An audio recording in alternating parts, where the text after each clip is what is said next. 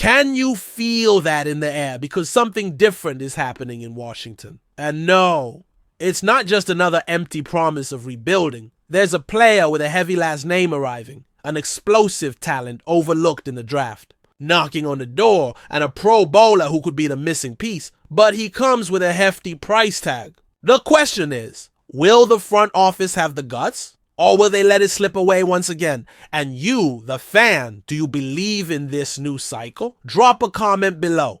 The name is Taylor. And in Washington, that name carries weight. It's no exaggeration to say it carries an aura, an almost sacred presence. And now, 18 years after Sean Taylor's last tackle, the Commanders secondary will hear that name echo again. Gabe Taylor, the younger brother of the eternal 2021, has signed with the franchise as an undrafted free agent. And that, my friend, is no coincidence. It's destiny. It's pure emotion. But it's also opportunity. And this kid is coming in hungry. Gabe might not have been called in the draft. He might even be considered undersized at 5'10 and 190 pounds. But anyone who saw his pro day with a 4.38 in the 40-yard dash and sharp game reading knows that this guy is raw. He's unpolished, but he's raw. As he himself said, I'm a diamond in the rough. And here in Washington, we know how to polish diamonds with grit. You can't ignore the emotional weight of this. It's not just the last name. It's the way he plays. Vocal, intense, responsible, a true commander of the defense. He's not coming here to be a star. He's coming to be a foundation, a cornerstone, a brick, a guy who throws himself into the fire for the team and who understands what it means to wear this jersey. And I'm telling you, there's no one better to come in and impact this locker room than someone with the soul of Sean Taylor pulsing. Through their veins. Gabe knows the responsibility he carries, and even though he says he wants to forge his own path, he understands that comparisons are inevitable, and if they come, that's okay. He'll face them head on, because anyone who grew up in the same house as Sean Taylor knows what pressure is, knows what demands are, and more than that, knows what love for this franchise is. Now imagine him stepping onto the field in the preseason. The crowd will already be on their feet just seeing his name on the jersey, but that's when Gabe will need to show he's more than just a symbol. He's a real player. If he can earn a spot on special teams, if he shows intelligence in zone reads and aggressiveness in coverage, then, my friend, hold on tight. That's what Dan Quinn likes. That's what the new Commanders culture needs. Hungry young guys with identity, history, and the will to bite helmets. And if anyone still thinks this was just an emotional move by the front office, just wait to see what this kid does in training. Camp! But hold on, because what's coming next is even more unbelievable. Isaiah Bond wasn't drafted. And I'm just going to say it straight up. That's a grotesque mistake by the NFL.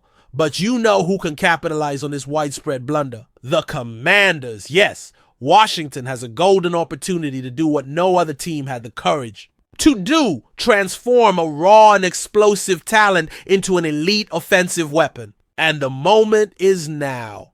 Let's be clear. Bond went through Alabama, then Texas, produced modest numbers on paper, 34 receptions, 540 yards, 4 TDs in 2024. But you only need to watch 2 minutes of his tape to understand what's there. Precise routes, explosive cuts, reliable hands, and the courage to catch the ball in the middle of the field. This guy plays big even if he's not a giant.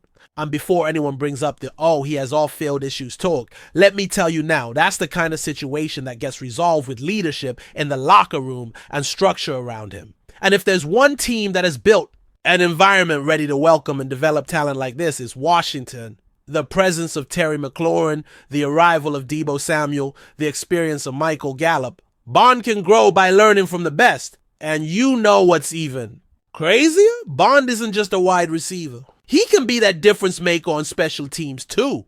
A punt returner with vision, agility, and courage. The kind of player who can change a game with a 60-yard return. On a team with a hotshot QB like Jaden Daniels, every explosive weapon matters. And Bond would be a silent stick of dynamite, ready to explode when no one expects it. Now think about it with me. You have McLaurin as the benchmark, Deebo as a short route bulldozer, Gallup with experience, Jalen Lane arriving, and then you put Bond in the slot, burning linebackers and safeties with his speed. That's pure mismatch. That's hidden dynamite in the game plan. And get this, he's still only 21 years old. He's going to grow, gain muscle, mature, and could become a key piece in an offensive scheme that's already starting to look elite. This is the classic low-risk, high-reward move. If he pans out, you have a golden steal on the roster. If he doesn't, oh well, it was an almost zero investment. But letting this guy walk in free agency now is giving the opposition a chance to find the next big name in the NFL. And if he ends up with an NFC rival, then my friend, we're going to regret it bitterly. And that wasn't even the most surprising part of the day. If there's one thing that could screw everything up in this new era of the Commanders, it's the lack of pressure. Literally. Dan Quinn's defense needs a guy who can wreck the pocket, who scares quarterbacks before the snap even. And if there's one name that can deliver that, it's Zadarius Smith, a 3-time Pro Bowler, 9 sacks last season. But the question everyone wants to know is, will the front office open up the checkbook, or will they let another opportunity pass them by? Let's get down to facts. The draft was solid, promising even, but it lacked a clear piece, a versatile, dominant edge rusher who can line up in multiple positions and cause chaos. The kind of player Dan Quinn loves to turn into a weapon of destruction. The problem is, that kind of player doesn't appear on the clearance rack. And Smith is no exception. The guy lined up as a wide 9 4T, 7T, even as a 3-tech, standing up in a 3-point stance with his hand in the dirt or on the tackle's shoulder. He was a constant nightmare for quarterbacks in 2024 with 60 pressures and 16 of them coming in under 2. 5 seconds, that's elite. And you know what else? He still has gas in the tank, an average get off of 0. 89 seconds, basically identical to the best in the league. The guy is healthy, he's ready, and he's available. But there's one detail that changes everything. Money. Smith doesn't play for love. He never has. He wants to get paid, and rightfully so. When Dallas gave Dante Fowler $6 million at Washington, didn't want to match it. The result? We lacked a consistent pass rush, and now we're flirting with the same mistake, but at an even more dangerous level. Because let's be realistic, there's no other Smith on the market. There's no plan B. If we miss this chance, we're going into the season with a gaping hole in the front 7, and then when offenses start burning our time of possession with long drives, with no one to pressure the QB who's going to take the blame. This is the kind of move that defines a year. If they bring in Smith, the impact is immediate. He doesn't need to learn the system. He's lived it. He'll arrive and make an impact from the first snap.